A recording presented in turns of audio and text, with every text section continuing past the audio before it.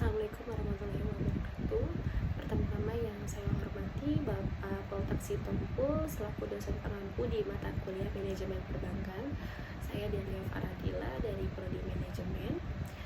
Pada kesempatan dan presentasi hari ini, saya akan memaparkan mengenai tugas di ujian akhir semester ini, yaitu menganalisa salah satu bank nyata yang ada di Indonesia. Baik, langsung ke materi. Untuk bank yang saya pilih yaitu salah satu di Bank BUMN, yaitu PT Bank Mandiri Tbk. Pembahasan yang pertama akan membahas mengenai profil itu sendiri dan status PT Bank Mandiri. Langsung ke pembahasan, yaitu Bank Mandiri merupakan salah satu bank BUMN yang berstatus domestic systemically important bank, dimana untuk status resmi dari Bank Mandiri yaitu merupakan salah satu bank nyata atau real bank, terdaftar dan diawasi resmi oleh OJK serta dijamin oleh LPS. Kemudian untuk segmen bisnis utamanya yaitu wholesale banking, terdiri dari corporate, komersial, investment banking, dan retail banking. Retail bankingnya terdiri dari mikro, SME, dan customer. Untuk jasa keuangannya, penghimpunan dana DPK atau dana pihak ketiga, penyaluran kredit, jasa lalu lintas, pembayaran, hingga ekosistem keuangan digital. Kemudian untuk sumber data referensi, ada audit annual report, laporan keberlanjutan resmi di BEI, dan regulasi kesehatan Bank OJK. Untuk pembahasan yang kedua mengenai kebijakan analisis kelayakan kredit atau yang disebut ada 5C. Yang pertama ada karakter, capacity, capital, collateral, condition. Untuk karakter yaitu evaluasi rekam jejak pembayaran real via SLIK OJK, dimana sebelum debitur mengajukan kredit, biasanya dari tim mikro atau tim kreditnya melihat dulu SLIK dari calon debitur tersebut. Kemudian untuk capacity itu mengukur kemampuan arus kas atau cash flow debitur untuk memenuhi kewajiban pinjaman secara tepat waktu. Biasanya melampirkan slip gaji calon-calon debitur. Untuk kapital yaitu ketersediaan porsi modal pribadi debitur dalam menandai proyek usaha.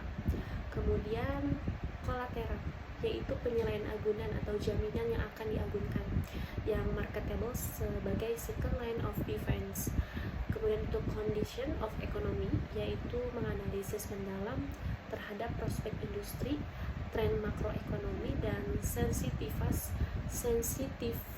pasar dari sektor usaha debitur guna memitigasi potensi risiko default di masa depan. Selanjutnya, yang ketiga membahas mengenai pengelolaan risiko dan penanganan NPL.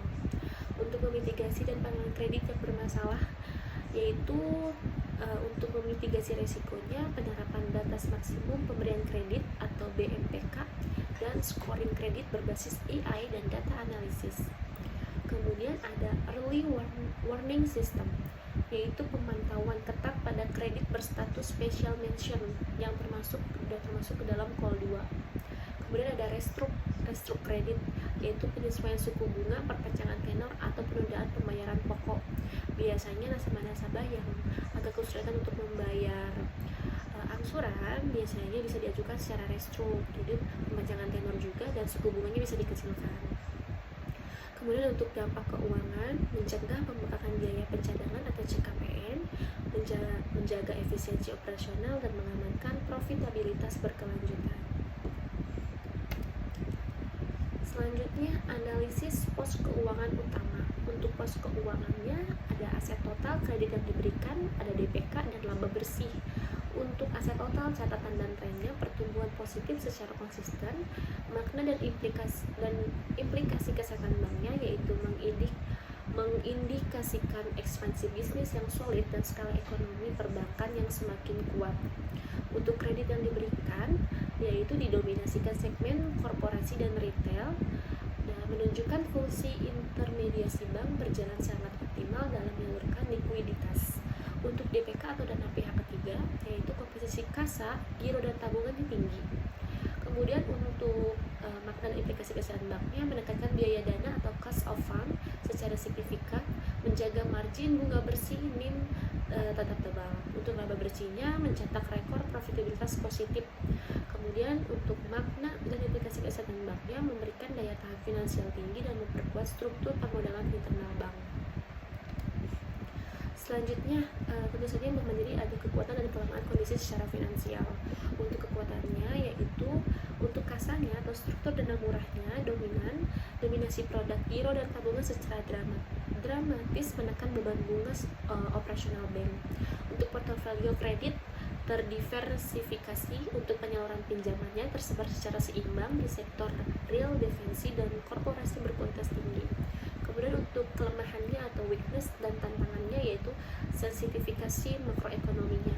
Untuk porsi kredit korporasi yang besar rentan terhadap fluktuasi suku bank global, yang ketidakpastian harga komoditas. Kemudian kebutuhan cadangan resiko memerlukan penyesuaian CKPN secara berkala saat dinamika ekonomi global memburuk.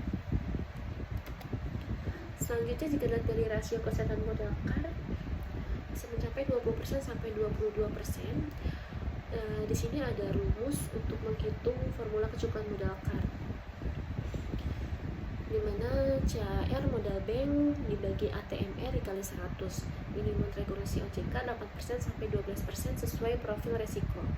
Evaluasinya, rasio CAR di atas 20% membuktikan bahwa Bank Mandiri memiliki kapital buffer yang sangat kuat untuk menyerap potensi risiko operasional maupun kredit, sekaligus memberikan ruang ekspansi LDR dan ROE.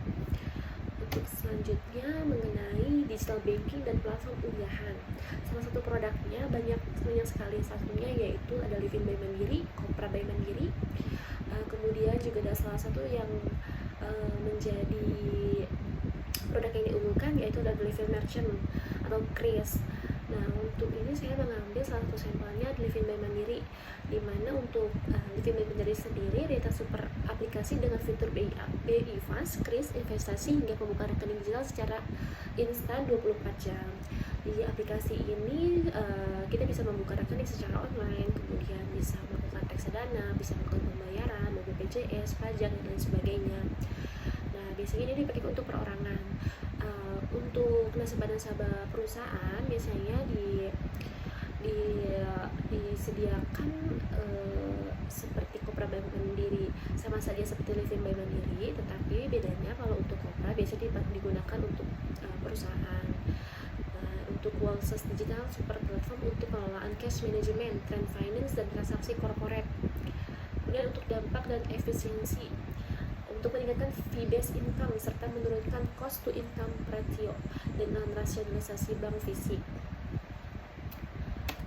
Baik, untuk risiko digital banking dan rekomendasi secara keamanan cyber, memitigasi ancaman phishing, malware, dan potensi kebocoran data nasabah melalui ekspansi end-to-end bertingkat dan audit sistem berkala. Kemudian untuk risiko operasional system down, memitigasi risiko keandalan server saat lonjakan trafik, transaksi tinggi dengan arsitektur cloud, distribusi dan kapasitas infrastruktur redundan. Kemudian untuk edukasi dan awareness nasabah, menyelenggarakan kampanye literasi keamanan digital secara intensif guna mencegah kejahatan rekayasa sosial. Mungkin sekian presentasi dari saya. Mohon maaf apabila ada kesalahan dan kekurangan. Terima kasih. Wassalamualaikum warahmatullahi wabarakatuh.